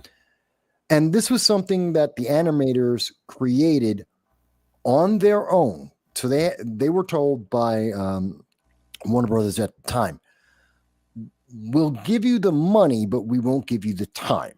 So if you want to do this, you got to do your entire regular schedule. And back in those days, they did everything by hand. So they had to fill out their entire schedule of regular authorized cartoons and shows. And then they had to squirrel away enough time to also draw this entire other cartoon just to prove that you could have opera music in animation, and that would be something that would be cultural and kids would love it and they would understand it. They said that they could, and the studio said, look, if you make it, we'll pay for it and we'll put it out there, but we don't believe you and we're not going to do it. It's one of the most famous, most well-known short animations. It's classic. They were absolutely right, and it was groundbreaking. You don't have anything close to that today. In fact, that's Opera Doc went on to actually, when they found it to be successful, The Rabbit of Seville comes right after that. Yeah, and The Rabbit of Seville is peak animation. Like It was my favorite cartoon as a kid. Love it. It's like the marriage. It's basically loosely premised around the marriage of Figaro. Mm. Bugs Bunny shows up, and the music, the songs, the slapstick between Bugs Bunny and Elmer Fudd is just it's gold, absolute comedy gold. Nothing is better than watching Bugs Bunny and Elmer Fudd doing Wagner. Well, And you want to know? that was just the best. Well, as a link to the Second Amendment, it's funny because a lot of the young people that I know that are involved in the Second Amendment movement will use the term FUD. Yes. You know, for the guys that only like 1911s and bolt action rifles. You know, the guys Double who barrel I shot. don't need no way, and they don't understand. They call them FUDs, but they don't know where FUD comes from. They don't know anything about Elmer. Yep. They don't know anything. That's why. Here's a wonderful segue. That's why when we do the Ultimate Alpha Challenge, our national 3-gun match is called Elmer's Run. Yep. Because the rules of the contest are going to be that all the participants are only allowed to use revolvers, lever action rifles, and break action shotguns. There's no new technology. It's all the old technology. It's all the stuff Elmer Fudd had in his tool bag. That's what we're going to use for Elmer's Run. That's which awesome. I think is pretty cool. It is pretty cool. Yeah, Yeah. it is cool. Well, Elmer Fudd was, but again, there was such effort to do what we saw, like with Aesop's fables and history, where the original, the Grimm fairy tales, there were messages, there were life lessons in those stories. Some of them were very hyper political for their time, even, but they're done in a way that's intelligent and yet without being oppressive. Yeah. You don't get that anymore. And you get appreciative, like you get appreciation for things that you normally wouldn't be exposed to. I mean, most kids, they get into contact with pop culture pretty quickly, right?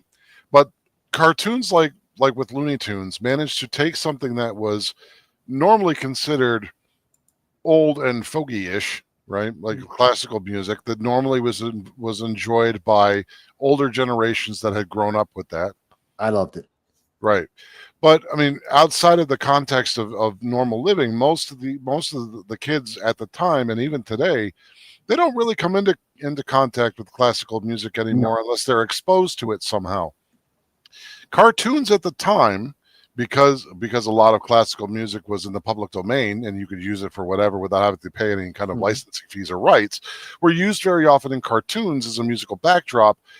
But they didn't just use it as filler. They also exposed entire generations to major composers. So, quick story. My dad used to hate to take me to orchestra practice because every time he would take me to orchestra practice, I would be like, I heard that and I would say like a Looney Tunes episode. And I'm like, I didn't know you guys played Looney Tunes music. And he goes, no, it's the other way around. Yeah. The music was made first, then the cartoon. But that was the point. It's like it takes something that normally would not be part of exposure, and it gives it it makes it palatable for people to learn and continue to know it. And then later on in life, you figure out, oh, it didn't come from Looney Tunes. It came from Wagner. It comes from Mozart. It comes from Beethoven. It comes from Tchaikovsky. But at the time, you see the cartoon, you think it's funny, and it stays in your head, and then later on you learn the actual information. We don't do that anymore. Now it's you create this slop that basically is lecturing to your kids. That's not culture. That's like taking 24/7 infomercials and trying to shove them down everybody's throat. We don't want that. We want something to be entertaining, and if we happen to learn something from it on the side, bonus. No, it's because we have indoctrination today. That's the whole point of almost everything. TV, entertainment, schools, indoctrination. That's the point. Well, how many of us still know the words to conjunction junction and into planet Janet and I'm just a bill on Capitol Hill? That one I don't know into planet Janet, but I know the others. Yeah, all right. Now, speaking of the Alpha Challenge, Yes. this is, if I can, well, where the hell am I? Why can't I? Well, I see the picture. Oh, I there mean, we go. Yeah. There we go. This is our preliminary blueprint for the Alpha Challenge. yeah. What you're looking at is a map of the playground that is Sanctum 1791, America's premier firing range and gun club, located in near Surf City, North Carolina. Yeah. What you have here at the top, you'll see that there's two orange, like semi loops right there Yeah. with a bunch of purple dots on it. Each one of those is an equidistant track split up into 4 segments. One segment is pistol, one is rifle, one is shotgun, and the last one is a free run. Each one of these is the same distance, and there will be 50 challenges total put on this map. So you have 25 teams per day running on the left, 25 teams per day running on the right. Each competitor is going to will have 8 challenges to which they must complete 6. Until we get to the last guy, who'll have 10 challenges into which he has to complete 8. And then there'll be some bonus challenges at the finishing line where they can either add time to their score, which you don't want to do, or you can be successful in your challenge and reduce time from your score, which you do want to do. We are also allocating down here these 4 orange stripes down here. Yeah. This is going to be our vendors row, where we plan on having 100 different vendors come in. Rifles, pistols, shotguns, knives, electronics, gizmos, gadgets, accessories, you name it, we'll have it over here. This long strip down here is our rifle range, where people will be able to test and demo all the newest rifles that are on the market. This little box right here is our pistol range, which will be split up into 25 bays, where you can come down and test all the new handguns that are in the market. We've got ample parking. We've got the big restaurant there. There's a lake there, but there's no swimming in the lake because there's an alligator that lives there. Wait. All right. Do you have the Florida Man challenge where you have to wrestle the alligator? Well, I don't know if anybody wants to do You'd it. have to sign a waiver. You'd have to sign a waiver. Yeah, at least. He's pretty big from what I understand. Now, this here, where you have the compass over here, next to it, you see this blue weird thing that kind of looks like the Star Trek yeah. symbol. Your mouse is actually off. You're hovering over the blue square. There we go. That's right here. Yeah. There you are. Well, I have 2 mice on my screen. Okay. This area right here, that is Elmer's Run. Oh, all right. Okay, Elmer's Run is going to take place from a 12-foot tall elevated roofed platform to which every competitor is going to have a revolver, a lever-action rifle, and a shotgun. The course of action is going to be to engage 16 targets with your pistol at 30 feet from your standing location. Then move to your rifle, where you're going to engage 16 targets at 50 feet from that standing position. And then after that, you're going to have 8 birds that clay pigeons, that you'll have to knock out of the sky with your single barrel break action shotgun. Fastest time is the winner of that. Right. That's Elmer's Run right there. So we're giving out little hints here and there about what's going to be, what the challenges are going to be, where they are, and what level of difficulty they're going to be.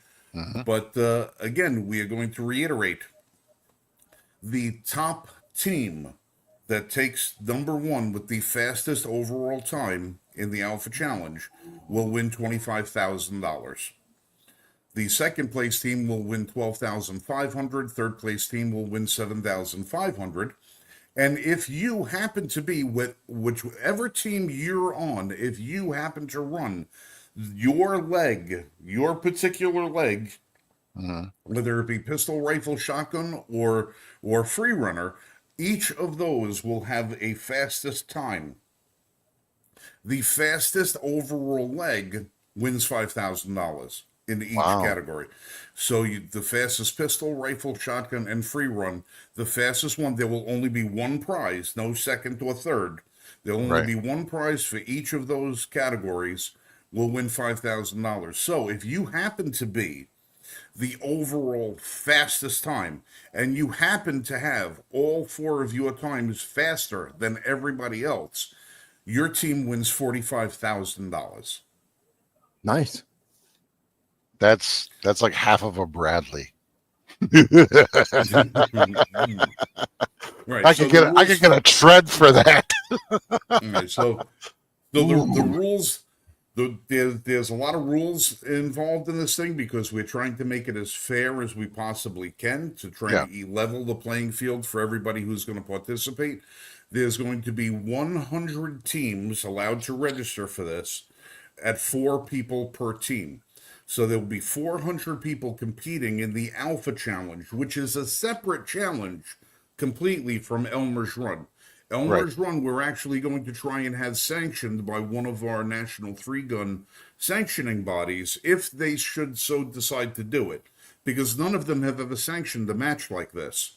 So we Right. have to do a little bit of arm twisting and convincing. However, if they don't decide to sanction it, well, that's okay because the prize money is going to be good enough where anybody's going to want to compete.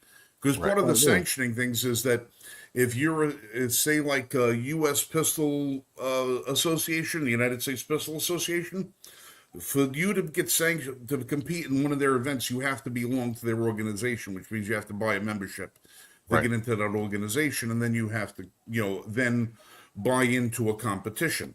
Well, if you're not a member of that organization, there's no way for you to compete in a 3-gun match without, paying homage to that organization. So if they don't want to sanction this, you know what? That's going to be fine with us because we don't think that we should have to have an organization that you should be a part of in order to try something new, in order to try and do something. Because there's a lot of good shooters out there that don't ever compete. And this is their opportunity to compete against some of the best in the world. And let's just see where everybody stands. Is it you? Is it your skill or is it your gear? How much of them trophies, how many of them belt buckles that you have are there because you've got somebody who sponsors you $100,000 a year in guns and ammo and everything, and that's your job to spend 10 hours a day at the range. Well, if you got if you've got a plumber out of Pittsburgh that happens to be a damn good shot, why can't he come down and compete? Yeah. And give it a go. Maybe, who knows? Maybe he's the best in the world, but he doesn't know. But you don't know because he doesn't belong to one of these organizations. Yeah. If we can work outside that organizational structure and bring more people into the sport and into our environment, the better it's going to be for the Second Amendment community, especially considering the one big factor that everybody's got to realize. Nobody's got to bring a gun to this competition. Right. We are supplying all of the firearms. We are going to supply all the ammunition. Even if you don't own a gun, but you happen to be a great shot, but you had to sell your stuff or you can't afford nice gear, or whatever the case is, don't worry about it. You're going to be, for the Alpha Challenge, you're going to be using a top of the market precision built competition rifle, shotgun, and handgun. If you're competing in Elmer's Run, you are going to be using a finely tuned Henry rifle, Henry shotgun, Henry revolver. Best in the world. That's what you're going to be using. You don't have to own anything. All you need to do is have an outfit that you don't mind getting dirty and a good pair of running shoes, and you can come down and compete in this. Of course, That's you will have to be fantastic. required. You will be required to have ear protection and eye protection, though. That we are going to require every participant to have. And bring you your said own there was stuff. an entry fee for the team, right? Yeah, the entry fee for the team is $1,000 for the team. That's For a four-man. $250 a competitor, which is $250 less than it is to compete in a standard 3-gun event. Yeah. So, and considering that the entire course, I'm estimating the least athletic group of people that I could put together to compete in this event would take 10 minutes. 10 to 12 minutes to complete the course, not including the shooting time. Just the physical end of the course is 10 to 15 minutes. For a bunch of pudgy fat guys with bad knees could do this course in 10 to 15 minutes. Not bad. Now when you throw shooting in, so hey, $25,000 for a half hour worth of work? while you're having fun, while you're meeting and hanging out with some of the best people in the world, and then have a barbecue cookout the night of the competition, Yeah, that and sounds like fun. yeah, it's going to be a friggin' blast. It's going to be amazing. It's going to be absolutely through the roof, crazy nuts, and uh, and that's that. But that's my That'll be weekly nice. plug for the Alpha Challenge. More details will emerge as time goes by. All right, Oh, children. sure. I've got to get going. That's all right. Oh, It's 10:01. Vass, sign us out if you will with your plug for you where we can catch you this weekend. Oh. Everyone can find me at No Sound Bites Allowed. That's on YouTube, on Rumble, most of the social media, X, every Sunday at 2:30 p.m. Eastern Standard Time, where we go into all of the issues, the big issues, and maybe some of the ones you didn't hear about that are affecting each and every one of us. I love to have feedback from people in terms of their chat, their super chats, their Rumble rants, asking questions and getting answers. And we've been doing that for now. Well, I've been doing political commentary 20 years. I've been doing the Sunday live stream 8 years now. So yep. it's always great to have people around. It's a great show. And they can pick up the shirt you saw earlier. That's what you can get. You can also get that from the store. Yep. He's got merch, folks. Get the Dragons merch from Hey, the den. Dale, where can we find you, buddy? Right here on Liberty First Foundation. I also have a channel on Grim Liberty on Rumble, but it's kind of quiet at the moment because I have a lot going on. So I haven't really been able to post there as much. I mostly am here, and I would encourage everybody to brush up on your civics, brush up on what it means to be a citizen rather than a subject and the responsibilities that come with that, because that's the only way that you're going to be able to learn to govern yourselves as opposed to being subject to an authority that really didn't get it legitimately. The authority for governance comes from the people, unless the people become so uninformed that then the government does whatever they want. And that's not how this country is supposed to be run. So join us at the Liberty First Foundation, $50 annually. Support the work that we do here on the RoundTable. It also would help us expand to do classes for constitutionalism and actual constitutional education. It helps to do fun things like the Alpha Challenge, that Frank is putting together. He can't do this by himself. Most of everything that you see that he's done so far has been Frank Johnson. Sponsored by Frank Johnson. Completely produced by Frank Johnson. So well, speaking of which, I am taking a ride out Friday night, and we'll be spending all day Saturday at Sanctum 1791 nice. with one of our major sponsors, 5150 Rifles, who's kind enough to agree to be one of our headline sponsors for the Alpha Challenge. It's their rifles and shotguns that you'll be shooting at the event. Nice. This weekend, I'll be going out there meeting with my buddy Steve Cleverly, and we will be demoing every single rifle in the complete collection that 5150 has amassed, including all of their brand new hunting rifles, AR platforms, so forth and so on. Now, I just took possession today of the brand spanking new Wraith 300 PRC, 5.5 pounds, titanium action, titanium barrel, carbon fiber throughout. Will be good for 1 1/4 miles with 1 MOA accuracy. Wow. Just took possession of that today. And I also took possession of their brand new AR-10, chambered in 6.5 Creedmoor, known as the Overwatch. I took that. If you go to the Range Report Facebook page, or you find us on Twitter, you'll see some photos that just came out. We'll be demoing all of these rifles this weekend. So the YouTube channel is going to be packed with all new content next week. That's awesome. I'll have to make sure I catch that, because I've never seen a 6.5 Creedmoor like that. So that's gonna be cool. Yeah, it's freaking cool. And I was laughing because I was looking at there was like the 5.56 round was this, and then the 6.5 Creedmoor was like this, and then the 300 PRC was like this. I was like, I was well, You should- at $8.75 a round for that For the to 300? go off. For the The 300. 300 PRC is $8.75 a round to shoot that gun. Wow. Yeah, You reload, right, Frank? You reload? No, of course. no, I don't. I have people that do reload, but they're up in Binghamton, and I'm here in North Carolina. So I got to make some friends that reload here, but things are going smoothly. Good. But yeah, we're gonna have a whole shitload of brand new content next week. And next week we're gonna have some very big announcements as far as who our additional sponsors are. Our website is going to be up within the next 3 weeks.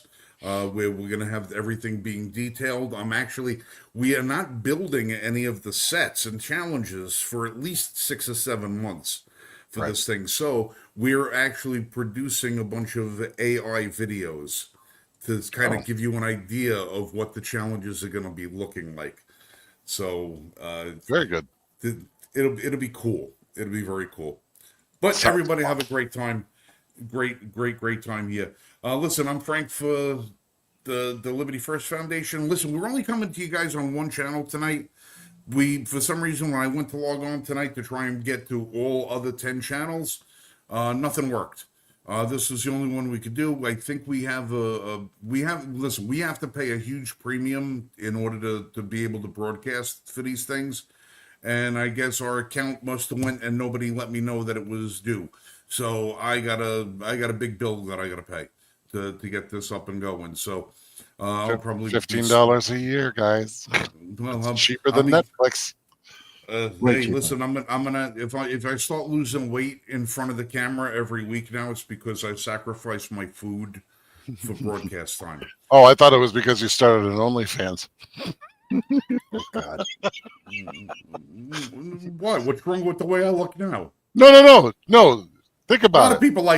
of people like fat guys. Think about it. You do an OnlyFans, and then all it is Frank losing weight. You could do the before and after journey, and you could be getting money the entire time. It would be great. Yeah, that's all I need. All right, Poor guys. Lori. As always, we'll I'm catch. not visualizing it. I'm not. I don't are expect now. you to. You are. Now you are. Krispy Kreme All right. donut. Oh, Hey, just remember with Krispy Kremes, if I carry one donut in each hand, I can still deliver a dozen.